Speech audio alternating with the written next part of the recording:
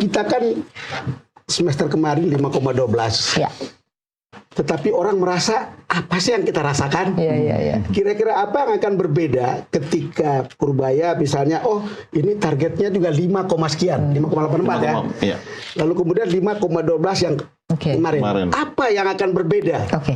Jadi gini, pertumbuhan itu kan ada variabelnya ya. Pertama variabelnya konsumsi ya. Jadi kalau kita bisa menggerakkan konsumsi itu juga bisa meningkatkan pertumbuhan. Betul. Sekarang kan konsumsi agak turun ya. Khususnya kelas menengah dong setelah betul kelas menengah bawah tadi. Yang kedua biasanya adalah investasi. Nah, biasanya kalau konsumsi tumbuh, investasi pasti tumbuh. Kan kalau ada yang beli, orang mau investasi dong. Kalau nggak ada nggak mau kan gitu. Makanya tadi dengan berbagai tadi instrumen-instrumen tadi itu bisa meningkatkan daya beli, baru investasi. Nah, yang ketiga adalah government spending. Nah, ini adalah tugasnya Pak Yudi, bagaimana memastikan government spending yang sekarang jumlahnya hampir 14% dari total PDB itu belanjanya tepat sasaran dan juga tepat waktu. Kalau sekarang ini kebanyakan semester 2 baru keluar kan.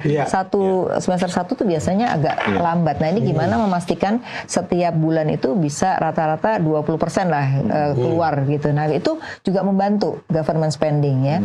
Nah, yang keempat dan kelima tuh ekspor impor. Nah, jadi ekspor impor ini juga harus dipastikan variabel ini di luar Menteri Keuangan kalau ekspor impor kan. Ini lebih banyak ke sektor swasta BUMN dan juga departemen-departemen di luar itu. Nah, ini ekspor impor kita gimana? Karena kan sekarang ini tumbuh ekspor tinggi ya.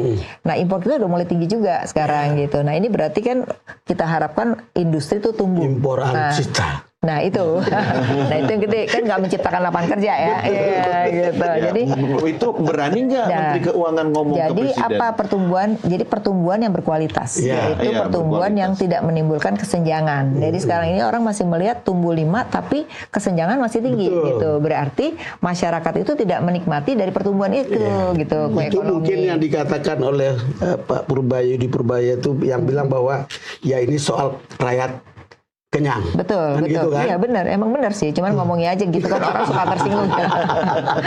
Suka tersinggung gitu ya. Itu benar. Jadi memang belanja itu nanti harusnya bisa mempercepat perguliran dana. Nah, oleh karena itu dana daerah jangan sampai kan sekarang dikurangi 200 triliun nih untuk 2026 kan.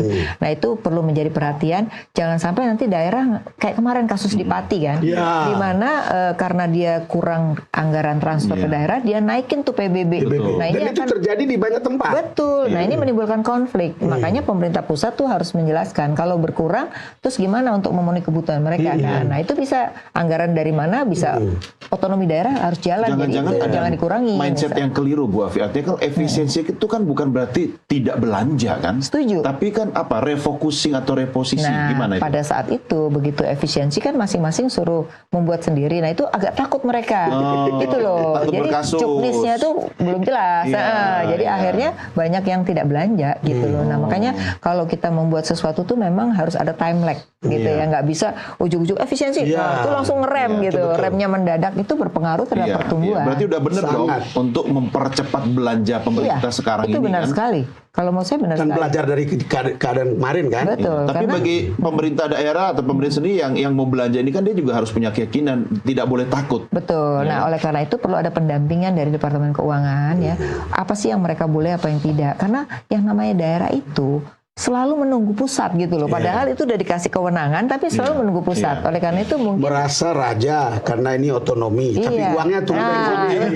Itu dua hal yang berbeda banget. Jadi mungkin satu anggaran ke daerahnya harus cepat ya. Yang kedua adalah kalau memang masih ada efisiensi itu pendampingan supaya mereka itu punya keyakinan boleh digunakan untuk apa refokusnya gitu loh. Karena kan setiap daerah beda-beda refokusnya gitu. Mbak Fi, kalau melihat kan Anda punya pengalaman bersama Menteri Keuangan yang baru, itu apakah akan friendly dengan dunia swasta, khususnya para pengusaha yang kita sebut sebagai pengusaha besar? Iya. Sekarang aja dengan dia mau taruh uang di bank tuh sebenarnya dia udah friendly. Dia berusaha gimana kredit supaya jalan kan. Cuma kan masalahnya bukan di situ, maksudnya di sektoralnya ini gitu loh. Jadi memang di sini ya kalau saya melihatnya ekosistem di dalam pemerintahan ini harus jalan. Jadi tidak bisa hanya satu yang bergerak, yang sini nggak bergerak, nggak bisa. Karena yang namanya sektor keuangan itu tanpa ada sektor real nggak akan jalan. Jadi sektor real bersama sektor keuangan itu harus bersama-sama. Makanya refocusing daripada Astacita itu menurut saya udah bisa dilakukan sebenarnya. Berapa lama waktu dilihat, idealnya ketika sektor itu tidak berjalan ya kan sehingga harus ada perubahan? Ya menurut saya kan ini kan 100 hari, biasanya orang tuh nunggu 100 hari ya. 100 Jadi hari. nunggu Menteri Keuangan 100 hari. Jadi tugas 3 Menteri bulan. Menteri Keuangan sebelum 100 hari ini udah datangin aja mana yang kira-kira Ketok pintu dia lah. lihat anggaran itu bisa mengguyur ke masyarakat. Misalnya kayak pangan. Pangan bukan yang MBG-nya tapi pertanian. Kan sekarang ada yang namanya transmigrasi kan. Nah, Betul. itu sekarang udah diatur tapi kan belum jalan. Nah, gimana supaya mempercepat itu jalan ya? Mungkin di anggaran Menteri Pertanian misalnya. Gitu. Jadi bisa dilihat oleh Menteri Keuangan mana nih yang bisa multiplier efek cepat ya dia datangin aja gitu. Jadi sekarang jangan menunggu, harus ada yang proaktif. Iya, iya. Berarti perlu juga political will yang kuat ya dari presiden sendiri ya untuk kemudian sektor real tadi itu, kementerian-kementerian teknis tadi itu kemudian harus diawasi, digenjot gitu kan? Betul. Jadi presiden tuh jangan hanya cuma melihat anggaran udah gede untuk itu, tapi juga melihat diimplementasinya. Makanya dia perlu kepercayaan kepada Menteri Keuangan. Coba nanti kalau enggak lapor ke saya. Nah, itu bagus juga sih. Iya. Lapor dengan belak-belakan, ya kan? Karena kan begini juga, kembali lagi soal Ibu Sri Mulyani dan Pak Purbaya ini kan ada para pengusaha yang bilang ya Ibu Sri sih bagus, SMI bagus, tapi banyak juga textbook thinkingnya gitu. Apa itu ya? Itu kata, kata saya pengusaha, mengutip kata beberapa pengusaha. Apakah juga akan terjadi dengan Purbaya?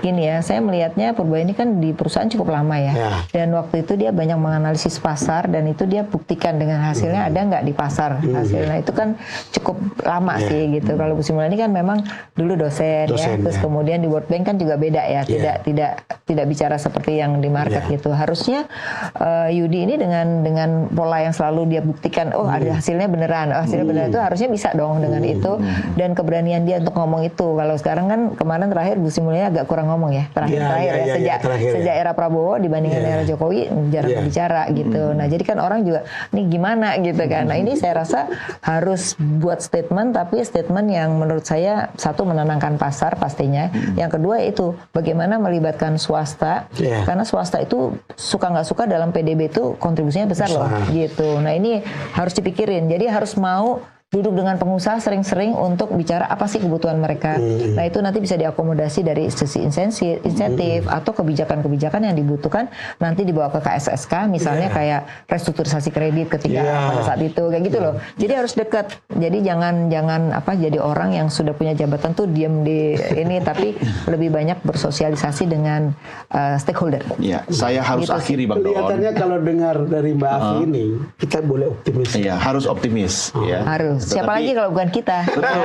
Tapi kita harus tutup diskusi kita. Coba saya pengen Bu Afi menyampaikan kata-kata buat Menteri Keuangan kita ini apa ini silakan. Jadi saya gini ya buat Purbaya, sebaiknya memang Anda tuh sebenarnya bisa membuat sesuatu optimis ya.